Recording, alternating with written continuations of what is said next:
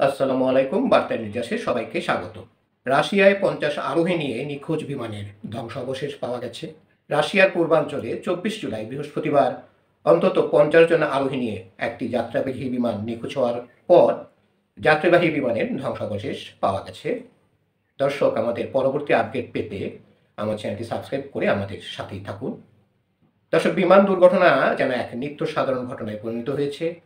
এর আগে বার্তা সংস্থা রয়টার্স জানায়, N-24 বিমানটির সঙ্গে এয়ার ট্রাফিক কন্ট্রোলারদের যোগাযোগ বিচ্ছিন্ন হয়ে গেছে। রুশ স্থানীয় জরুরি মন্ত্রণালয় জানিয়েছে, সাইবেরিয়া ভিত্তিক আঙ্গারা নামে বিমান সংস্থা দ্বারা পরিচালিত বিমানটি চীন সীমান্তবর্তী আবর অঞ্চলের টিন্ডা শহরের দিকে যাওয়ার সময় রাডার স্ক্রিন থেকে বিচ্ছিন্ন হয়ে যায়। এর কিছুক্ষণ পরই পাওয়া যায় বিমানের ধ্বংসাবশেষ এবং ধারণা করা হচ্ছে বিমানের কেউ আর বেঁচে নেই।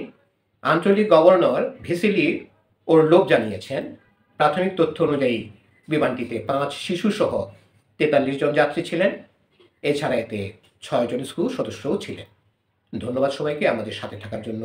আমাদের পরবর্তী আপডেট পেতে আমাদের চ্যানেলটি সাবস্ক্রাইব করে আমাদের সাথেই থাকুন।